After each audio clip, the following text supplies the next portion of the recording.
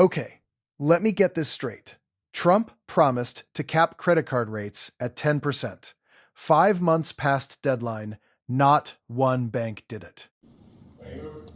Thank you, Mr. Chairman. I'm really glad that we are holding a hearing about President Trump's affordability agenda, and I'm glad that my Republican colleagues don't seem to agree with President Trump's claim last week that, quote, affordability is a fake word made up by Democrats. In fact, I want to ask our witnesses about that. So raise your hand if you agree with the president that affordability is a hoax made up by Democrats. I'm giving you time here. Okay, no hands up, and I assume that means none of you, Democrats or Republicans, agree with President Trump that the affordability crisis facing American families is a hoax, and that seems right to me. President Trump's agenda has driven up costs so that families are putting more of everything, from groceries to gas, on their credit cards. Trump's own top economic advisor, Kevin Hassett, recently bragged that, quote, credit card spending is through the roof. He's right. Over 100 million Americans have credit card debt now, many of them putting groceries and gas on their credit cards just to be able to make it to the end of the month. And delinquencies are at the highest level since the crash of 2008. So let's talk about affordability. In January, President Trump promised to cap credit card interest rates.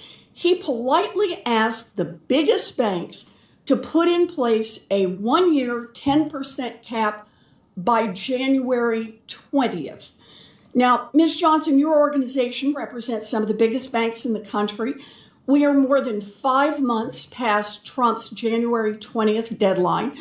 Which banks have implemented the 1-year 10% cap on credit card interest rates that President Trump promised to deliver? So thank you for the question. There's a couple of things I'd love to say. One, banks offer 0% APRs today. I'm sorry, I had a specific question. Donald Trump told the banks that they should lower their credit card interest rates to 10% by January 20th. He said that's what he would deliver for the American people, promised it to everyone in America. And I just want, which banks have actually lowered their credit card interest rates to 10%? Can you give me their names? There are definitely options that are low-cost APR I'm sorry, options. which banks have lowered their credit card interest rate to 10%? Are there any that are at 10%? Can you name one? I can tell you that there are options today. Can you name they don't have one a cap bank at 8% that has lowered its credit card interest rate as President Trump and no bank wants to cut off credit to has people there been one? with below 800. Has there been one? Including advocates Has there been one? One? There are options in the marketplace for sure, but so not a single one has followed through on what President Trump told them to do. So President Trump and the big banks, they don't provide the 10% cap on credit cards. Ms. Johnson, how much more have Americans paid in interest on credit cards than they would have paid if the cap the president promised had taken effect? What's the number? So again, I want to go back to what's the number? The rate. So we have not done that calculation. I'll bet you haven't done that calculation, but here's the thing. I have. It's $57 billion in credit card interest rate above 10% that of Americans have paid since January 20th. By the way, if you just do the math, that's $368 million a day. Now, President Trump promised he was going to make banks lower credit card interest rates for families by January 20th. And so far, families have been paying $368 million a day for Donald Trump's broken promise. Now, we know that families have less money to spend and are falling behind on their bills thanks to Donald Trump's economic policies. Dr. Morgan, if you can tell me very briefly, how are people coping with these tighter finances? I mean, families are really struggling. As I said earlier, 1 in 3 are skipping meals. They're skipping medications that are prescribed by their doctors. They're skimping on healthcare services. and they're turning to debt. I think it's important to know that's a both and, right? We're seeing people both cut back on the things that they need to live their lives and also put their expenses onto high cost debt, both credit cards, buy now, pay later, paycheck advance loans. Thank you. You know, President Trump may love inflation, but it's killing American families. Congress needs to work together to fix the president's failed economic agenda and to make life more affordable for all Americans. Thank you, Mr. And this is not abstract. Over 100 million Americans carry credit card debt right now, many putting groceries and gas on plastic just to survive the month. Trump stood up and promised relief. The banks ignored him, and Senator Warren did something simple. She asked the bank lobby's own witness to name one single bank that actually followed through. Watch what happens when the question gets that specific, because the dodge tells you everything. Hit subscribe so you do not miss the breakdown. Before we slow this down, do me one quick favor. If you want more breakdowns where we put the promise right next to the receipt and watch the talking point collapse, hit subscribe and ring the bell. It is free and it takes 2 seconds. Now, here's the receipt that frames all of it. Back in January, Trump revived a campaign pledge and demanded a 1-year cap on credit card interest rates at 10%. He posted it on Truth Social, said it would take effect January 20th, and claimed banks that did not comply would be breaking the law. One small detail: he never explained how it would be enforced. No executive order, no legislation. Analysts pointed out a cap like that would almost certainly need Congress to approve it, and the banking industry pushed back within hours, warning it would shove consumers toward even costlier alternatives. So the promise was loud. The plan behind it was empty. All right, so let's talk about what just happened in that exchange, because the important part was not just a weak answer. The witness from the bank lobby could not name a single bank that did the thing her own industry was told to do. Not one. The question was simple. The silence was the answer.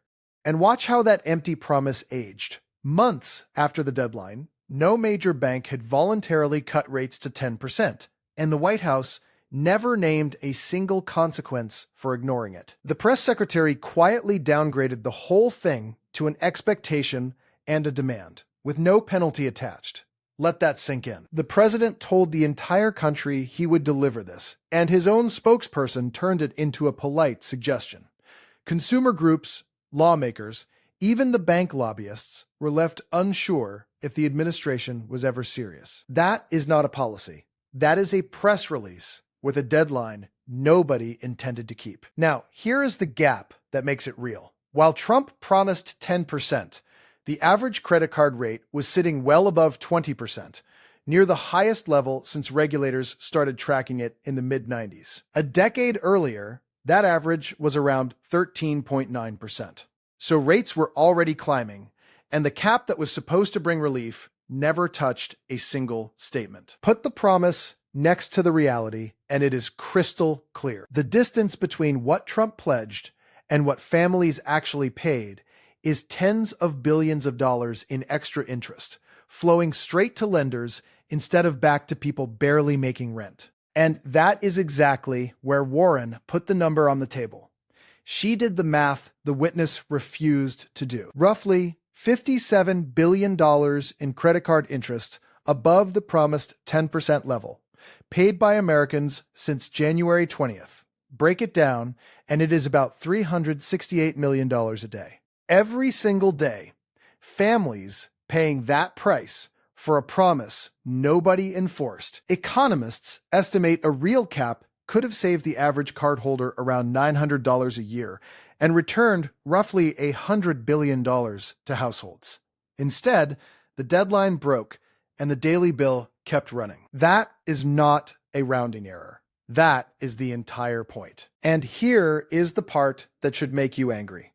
Consumer advocates testified about what that squeeze actually does. Roughly 1 in 3 Americans are skipping meals, going without prescribed medications, or cutting back on healthcare just to stay afloat. At the same time, they are turning to credit cards, buy now, pay later plans, and paycheck advance loans, just to cover the basics. One advocate called it a both-and crisis. People are cutting back on necessities and piling what is left onto high-cost debt. That is not a talking point. That is families getting squeezed from both directions at once. And the data backs every word of it. Federal Reserve numbers show the share of Americans falling behind on credit card payments, climbing toward levels last seen during the 2008 crash. And St. Louis Fed researchers noted delinquency had even passed that mark. Total credit card balances blew past $1.25 trillion in early 2026, while overall household debt pushed toward a record near $19 trillion. Now, put that next to Trump's own economic advisor bragging that credit card spending is, quote, through the roof. They are celebrating the exact thing drowning the people they claim to help. So let me make the contrast crystal clear. They want credit for caring about affordability while defending the banks that ignored the cap. The president called affordability a fake word made up by Democrats, then turned around and promised to fix the very crisis he says does not exist. You cannot have it both ways. Either the crisis is real and the broken promise matters, or it was always just words. The receipts say it was always just words. And this is bigger than one hearing. This is the pattern. Make a loud promise with no enforcement, skip the part where you actually deliver, then send someone to a hearing who cannot name a single result. The witness could not name one bank because there was not one to name. That is not a witness having a bad day. That is what it looks like when the promise was never real to begin with. So here is the line. Next time someone tells you Trump fought to lower your credit card rates, ask them one thing. Name the bank that actually did it. They cannot because 5 months past the deadline, not a single one followed through, while families paid $368 million a day for the privilege. They wanted the headline. They wanted the talking point. But the second Warren asked for one name, the whole thing collapsed. Full stop. If this gave you value, hit like, hit subscribe, and I'll see you in the next one.